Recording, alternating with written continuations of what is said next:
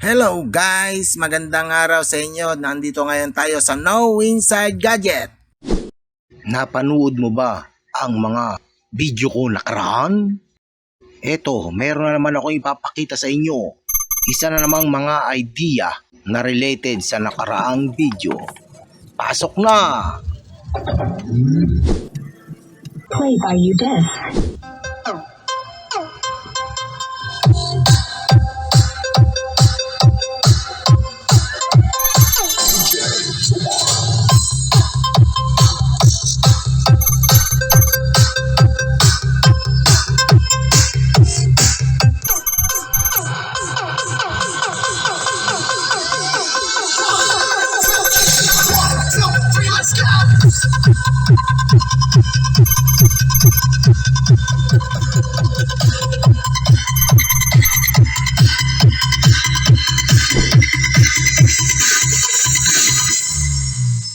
Dahil dito sa No Inside Gadget ay makakakuha ka ng mga info, tuwal na larawan, tuwal na review para sa mga Bluetooth portable speaker. Repairing mode. Oops, sinamahan ko na ito ng pagre-repair. Wow! Isa-subscribe ko yan. Bago tayo dumayo sa pagre-repair, ipapakita ko muna sa inyo ang mga features ng speaker na to.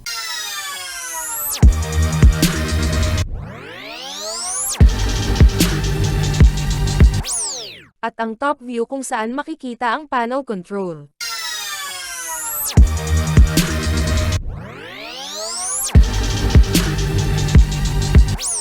How about the specs? Isa siyang speaker na isahan pero DBC. Ang speaker na to ay may sukat na 12 inches. Ang pag-tear down. Ipakita ang panloob na parts. At pagsasamahin natin dito ang tear down at ang pagre-repair. Heto ang mahalaga sa teardown. Makikita ang pyesa ng audio ampli driver.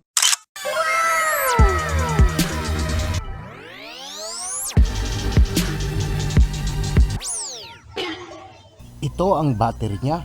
Naka-series na naka-parallel ang 4 na battery. At ito na nga, tinanggal ko na yung BMS at direkta ko lang kinabit ang positive-negative sa battery. Already test ko na pero ayaw pa talagang mabuhay. Umiilaw lang yung RGB LED niya. Walang display ang panel control. Hanggang sa mapansin ko yung power switch. Umiinit yung pinakang connector ng power switch. Naglulos connection na at nag-i-spark ang mga contact niya. Already ko nang pinaltan at ayun, nag-okay na nga. Bali yung nakikita rito sa video nagawa ko na ito. Hindi ko na pinakita kung paano ko ginawa dahil busy at hindi na rin makukunan ng camera. Yes, Daddy! Basta pinaltan ko na lang nitong switch at nilakihan ko lang yung wire at nag-okay na. It's unfair. At sinuggest ko na rin na mag-add na rin ng battery ang customer. Napakagaling mong lalaki. At ayan yung dalawang battery na isi-series natin at ipaparallel sa stock battery. Iposisyon nyo lang ng ganyan at pagtikitin yan para makakuha kayo ng 7.4 volts.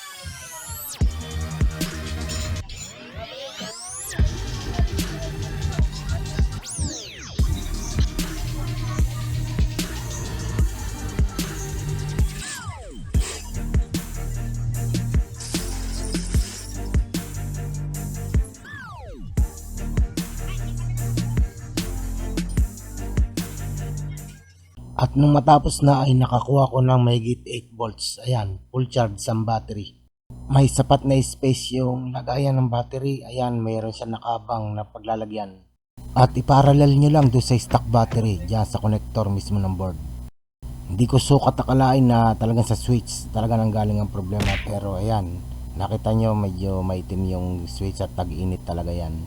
Kasi pag pinapower mo, nabubuhay naman, umiilaw yung RGB niya pero walang display. So, ayun lang. Kaya sana may naitulong ako at naibahagi ko sakaling maka-encounter kayo, subukan nyo rin yung switch. Okay, pare. Sa No Inside Gadget